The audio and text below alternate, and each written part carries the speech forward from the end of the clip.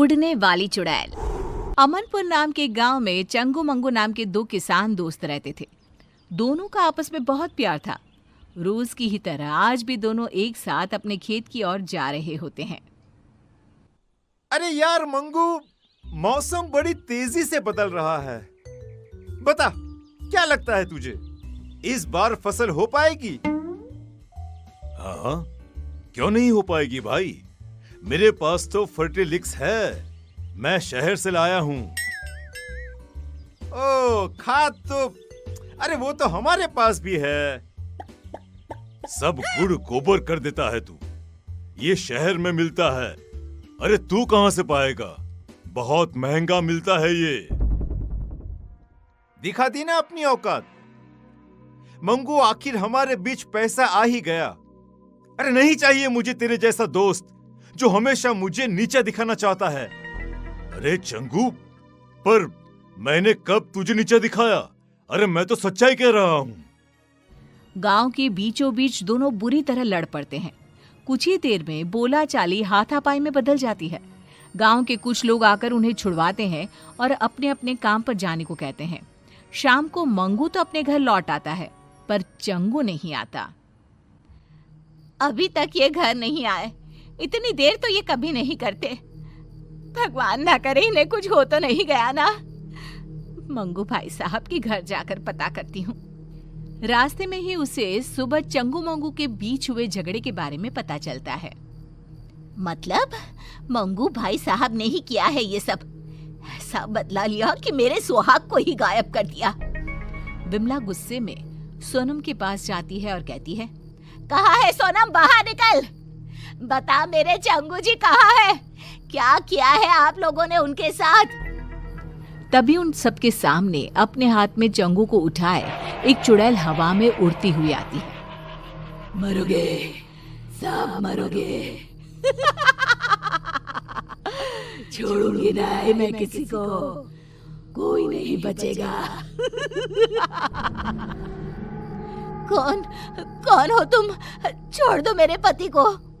मैं हूँ उड़ने वाली चुड़ैल। सबकी आंखों के सामने वो चुड़ैल चंगू को उड़ाकर ले जाती है। बचाओ बचाओ, अरे अरे कोई बचाओ मुझे। उसी रात से गांव में उड़ने वाली चुड़ैल का साया मंडराने लगता है। अगली सुबह केसारी लोटा लिए खेत की तरफ जा रहा होता है। तभी चुड़ैल उड़ती हुई आती है और उसे हवा में उड़ाकर ले जाती है। अरे चुड़ैलिया, मुझे छोड़ दे मुझे चुड़ैलिया। अरे चाहिए तो मेरा ये लोटा ले ले। तेरे लोटे का मैं क्या करूंगी, मुझे जो तेरी चर्बी चाहिए, चर्बी। चुड़ैल चंगू की तरह ही केसारी को गांव के बीचों बीच हवा में घुमाती हुई गायब हो जाती है। धीरे धीरे चुड़ैल का प्रकोप गांव में बढ़ता ही जाता है। आए दिन कोई ना कोई गांव से गायब हो जाता। धीरे धीरे कर लोग घर से निकलना भी बंद करने लगते हैं। फिर एक दिन, ऐसा कब तक चलेगा? अरे कब तक हम लोग घर पे बैठे रहेंगे? अब तो कोई अपने घरों के छत पर भी नहीं जाता। इस चुड़ैल से छुटकारा पाने का कोई ना कोई रास्ता तो निकालना ही पड़ेगा। हाँ जी, बिल्कुल सही कह रहे हैं आप। अरे पर हम लोग करेंगे क्या? पीछा करेंगे उस चुड़ैल का। पता तो करना ही होगा कि वो चुड़ैल गांव वालों को कहाँ ले जाती है। पर वो तो अचानक ही कहीं गायब हो जाती है। कहाँ से हम पता लगा पाएंगे कि वो कहाँ जाती है? गेहूं की एक पोटली तो लाना सोनम। ये पोटली ही आज सभी गांव वालों का ठिकाना बताएगी। शाम को मंगू जानबूझकर हाथ में एक गेहूं की पोटली लेकर गांव के चौराहे से गुजरता है। उसे देखते ही चुड़ैल उसे उठा ले जाती है। फंस ही गया, चुड़ैल के जाल में फंस गया।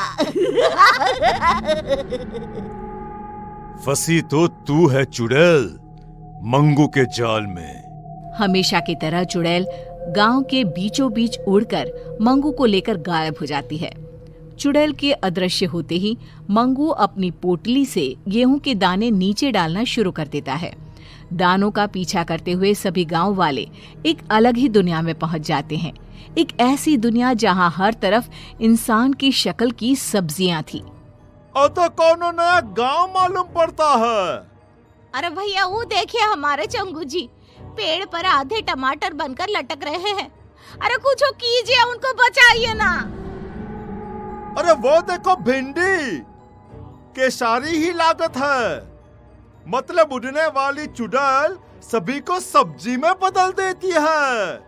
मतलब ये सभी सब्जियां इंसान ही हैं।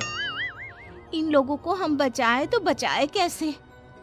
तभी पेड़ पर लगा एक टमाटर कहता है, इस गांव को श्राप है कि अगर किसी ने एक भी सब्जी तोड़ी तो सभी की सभी सब्जियां इंसान में बदल जाएंगी। पर चुड़ैल के रहते कोई सब्जी को छू भी नहीं सकता। अरे वो आती ही होगी, तुम लोग भी कहीं छुप जाओ, जाओ जल्दी। ये सारी बातें मंगू सुन लेता है। वो चालाक तो था ही। वो चुड़ैल से कहता है, जो मर्जी तुम्हारी, वो सब्जी मुझे बना दो, मगर बाहर धूप में जो सब्जियां सड़कर टूट गई तो? मेरी सब्जियां टूट नहीं सकती, उन्हें ताजा रहना होगा। तो किसी को सब्जियों को पानी देने के लिए क्यों नहीं रख लेती? हाँ, ये सही रहेगा, पर ये काम करेगा कौन? हाँ, वैसे तो मुझे मटर बनना था, पर ये काम भी चलेगा। जाओ चुड़ैल, तुम आराम करो, तब तक मैं सब्जियों को पानी दे आता हूँ। मंगू बाहर जाता है और सब्जियों को पानी देने के बहाने एक सब्जी तोड़ लेता है। जैसे ही वो सब्जी तोड़ता है, जादुई नगरी खत्म हो जाती है। सभी सब्जियां इंसानों में बदल जाती है। तभी वहां भागती हुई एक खूबसूरत लड़की आती है। मैं एक श्रापित राजकुमारी थी। जब तक कोई छुपकर सब्जी नहीं तोड़ता, मैं आजाद नहीं हो सकती थी। तो मुझे बताओ, तुमने कभी किसी को सब्जी तोड़ने क्यों नहीं दी? ये श्राप था ही ऐसा। मुझे सभी को सब्जी तोड़ने से रोकना था। बाकी मुझे कुछ भी याद नहीं था। श्राप ने मेरी बुद्धि ले ली थी।